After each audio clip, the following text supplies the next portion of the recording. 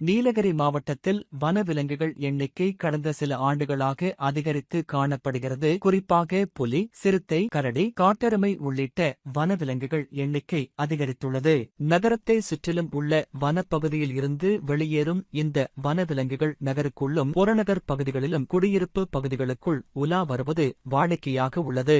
இந்த நிலையில் குன்னூர் சேலாஸ் கெந்தளா பகுதியில் 2 சிறுத்தைகள் தேயிலை தோட்டத்தில் இருந்து ஒரே நேரத்தில் சாலையில் உலா வந்தது அங்குள்ள சிசிடிவியில் பதிவாகியுள்ளது. இந்த காட்சிகள் வெளியாகி இப்பகுதி மக்களையும் தோட்ட தொழிலாளர்களையும் அச்சமடைய செய்துள்ளது. வனத்துறையினர் கூண்டு வைத்து பிடித்து அடர்ந்த வனப்பகுதிக்குள் விட வேண்டும் என்று இப்பகுதி மக்கள் கோரிக்கை விடுத்துள்ளனர்.